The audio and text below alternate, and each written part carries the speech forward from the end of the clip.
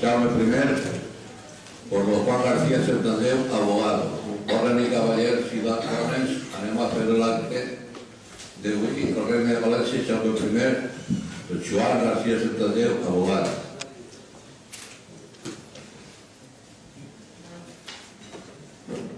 Bona nit. El conferenciant d'esta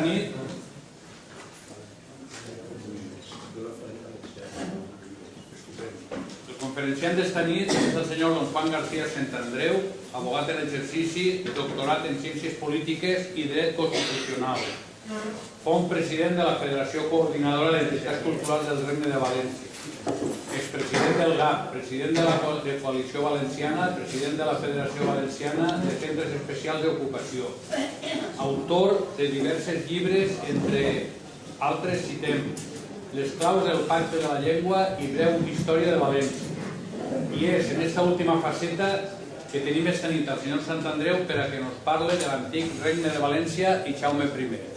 Té la paraula en el consentiment de tots vostès, Juan García Santandreu. Moltes gràcies, amics i amigues. Bona nit a tots. La meva intervenció al voltant de la figura del rei Jaume I la vaig a centrar en dues qüestions polèmiques per la senzilla raó de que les circumstàncies que rodegen el 800 aniversari del rei valencià han sigut plantejades maliciosament. Els actes oficials de commemoració de la data del naixement són presentats per la propaganda de la Generalitat Valenciana baix l'afirmació contundent siguient. En el 2008 se cumplen 800 años del nacimiento del rey Jaime I, fundador del Reino de Valencia. De esta manera, la milenaria historia del poble valencià queda reconduïda simplement a 8 sigles, oblidant els substrats ibers, grecs, fenicis, romans, gots, visigodos, àrabs, jueus, tots anteriors a la conquista de València en l'any 1238 pel rei Jaume I. La presentació d'una història reduïda i minimitzada no és en absolut fruit d'un error, sinó de la continuada política de minusvaloració de la cultura i llengua genuïna del poble valencià, la seva literatura, les seves institucions i la dignitat política com a regne ja teníem abans de que arribara el monarca d'Aragó a incorporar el regne de València a dita corona. La segona manipulació que se fa de la conquesta de València és al voltant de la qüestió lingüística. Els valencians estem farts de sentir que el valenciano como dialecto del catalán fue implantado en el antiguo reino de Valencia por los repobladores de los condados de la Marca Hispánica que se establecieron en este territorio tras la conquista llevada a cabo por Jaime I el Conquistador. Esta mentira històrica, esta greu manipulació de la realitat, és necessari combatre-la en arguments científics per a que ningú li capi el menor dubte de que la llengua valenciana estava plenament arrailada en la societat mossàrab abans inclús de que arribara Jaume I. Així pues, el contingut d'esta conferència va encaminat a demostrar que l'antiguitat del regne de València i la història del nostre poble és molt anterior a l'arribada de Jaume I i per a demostrar també que els repobladors que arribaren en el rei aragonès no mos portaren la llengua catalana perquè el poble valencià ja parlava en el substrat cristià que coexistia en la societat àrab una llengua que era el valencià. La mentira dels 800 anys d'història de València i la mentira de que el valencià va ser una llengua derivada del català que ens portà a la conquesta de València. L'historiador Lluís Fletcher demostrà que la presència ibera en terres valencianes va durar des del Neolític fins a 500 anys abans de Crist. La llengua ibera era parlat des del Rodó fins al Segura i supon el primer substrat lingüístic prellatí del provençal, el valencià i el català. L'arribada dels cartaginesos a terres valencianes en el 219 abans de Crist, ocupant la plaça de Sagunt, l'antiga Arce, provocar que l'imperi romà, que veia en els cartaginesos un perill per a la seva supremacia, ocuparen la península. Era el principi de les guerres púniques. L'arribada dels romans en el 212 a Sucro, l'actual Cullera, va supondre el principi de la romanització de les terres valencianes. Va ser en l'any 138 abans de Crist quan Tito Livio fundà València sobre el Oppidum Ibericum existent en la ciutat, el que demostra, per l'etimologia de l'expressió Oppidum, que la ciutat era una fortificació ibera damunt de la qual es construiria la nova ciutat romana. D'esta manera, els antics pobladors ibers que mantenien una relació pacífica amb els invasors romans es començaren a adoptar l'alfabet llatí, aconseguint un barrejat d'íber romanitzat que donà com a resultat un llatí vulgar ajuntat del llatí clàssic. Este llatí vulgar, fruit de l'evolució d'aquell llatí íber, és el que donaria pas a les llengües neollatines.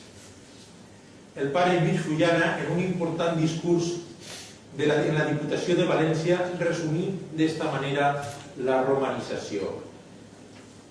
D'eixa mateixa llengua romana o romà vulgar, d'eixe tronc, la llengua llatina, reconeguda baix el nom de romanciu, romans, brollaren corpulents arbres en Galícia, Portugal, Castella, Aragó, Catalunya, València i Mallorca, els quals, gràcies al incessant cultiu dels seus habitants, no tardaren res en transformar-se en altres tants arbres diferents.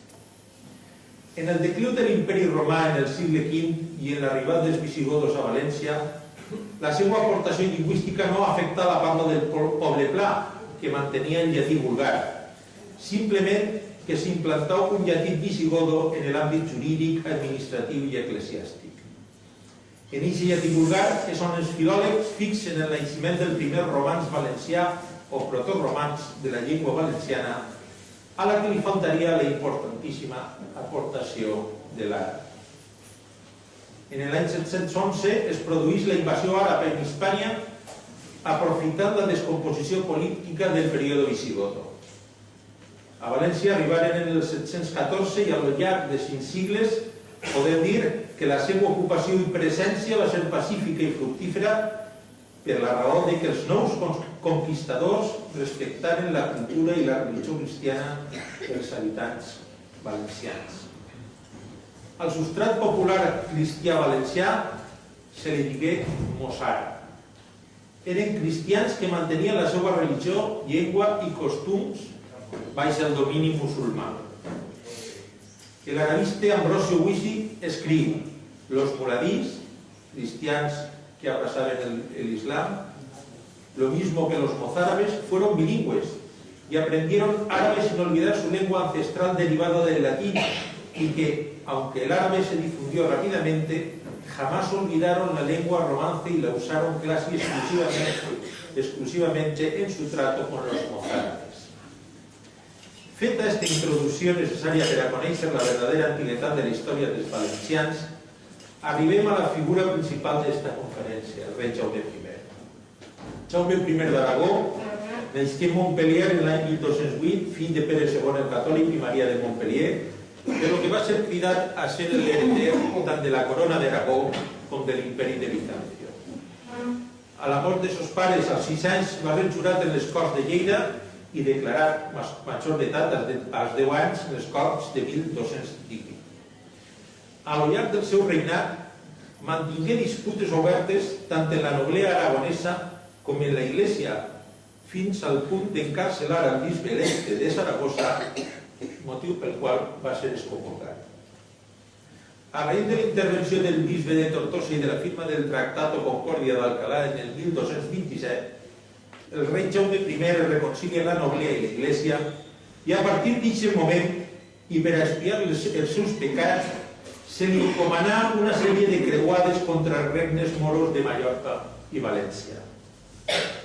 Encara que la conquesta de Mallorca tenia també la finalitat d'acabar en el perill que suponien els pirates mallorquins per al tràfic naval dels comtats de l'antiga marca hispànica, a lo que avui denominem Catalunya, Molt al contrari, la conquesta de Mallorca, on hi hagué un contingent major de pobladors catalans, la creuà o conquista del Regne Moro de València va ser totalment protagonitzat per terços de Saragossa, Daroca i Teruel i una part de la noblea aragonesa. Clarament decidit a la conquesta del Regne de València, convocà corts en Montsó en octubre de 1236, a les que assistiren els prelats d'Aragó i dels condats catalans, mestres de les ordres militars, nobles i consells de Lleida, Tortosa, Zaragoza, Teruel, Daroca, Calatayud, Tarragona, Huesca, Jaca i Barbastro. Acolliren per a comptar en un major contingent de tropes que dita reconquista tinguera la condició de creuar per a exaltar la fe cristiana, petició concedida per bula del papa Gregori IX en febrer del 1237.